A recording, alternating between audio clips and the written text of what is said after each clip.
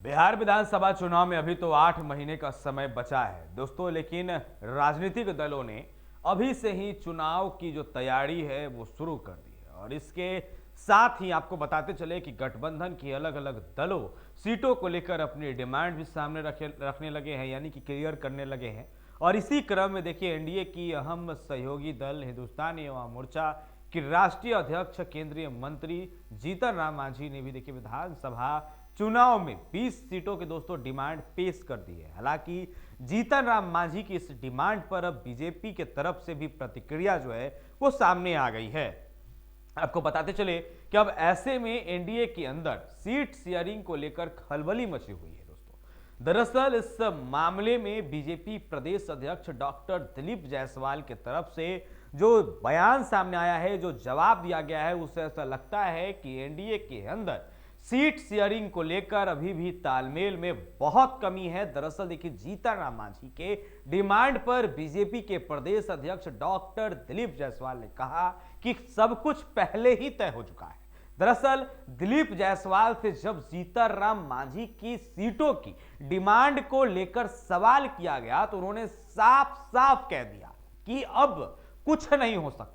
उन्होंने कहा कि सीट भी तय हो गई है और फॉर्मूला भी। देखिए, अब ऐसे में बड़ा सवाल यह है कि जब एनडीए के अंदर सब कुछ पहले से तय हो गया तो मांझी फिर से डिमांड क्यों कर रहे हैं? यानी कहीं यह मांझी की प्रेशर पॉलिटिक्स का हिस्सा तो नहीं है। देखिए, जीतन राम मांझी के पुराने रिकॉर्ड की अगर दोस्तों बात करें तो पहले भी वह इसी तरह से जो है अधिक सीटों पर अपनी डिमांड पेश करते रहे हैं। लेकिन हालांकि बाद में जो है एनडीए के बड़े नेताओं के मानने पर जो है वो मान भी जाते हैं मनाने पर। हालांकि इस बीच जो है बड़ा सवाल यह भी है कि क्या सच में एनडीए के अंदर सीटों को लेकर बातचीत फाइनल हो गई है?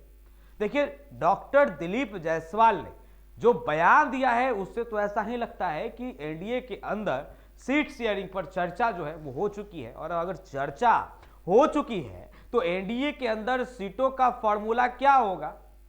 देखिए दोस्तों, बता दें कि विधानसभा चुनाव जो है 2020 में एनडीए के अंदर जीतन राम मांझी की पार्टी जो है हिंदुस्तानी अवाम मोर्चा हम जो है उसको 7 सीटों पर चुनाव लड़ा था और जिसमें से जो है 4 सीटों पर उन्होंने जीत हासिल की थी। लेकिन इस बार जो है एनडीए के साथ चिराग पासवान भी हैं। ऐसे में अगर मांझी सीटों की डिमांड करते हैं तो निश्चित तौर पर एनडीए के अंदर मतभेद की स्थिति बन सकती है।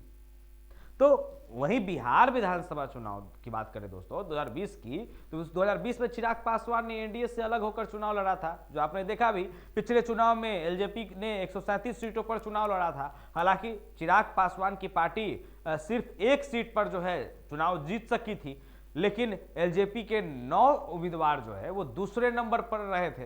तो पिछले चुनाव में चिराग पासवान की पार्टी की वजह से जो है जेडीयू को एक बड़ा नुकसान हुआ था और लोजपा ने बीजेपी के बागी नेताओं को चुनावी मैदान में उतारा था। और इस बार जो है चिराग एनडीए के साथ है और ऐसे वो अभी मांझी से कम सीट पर चुनाव जो है वो लड़ेंगे, ऐसी संभावना जो है वो कम ही दिखती है।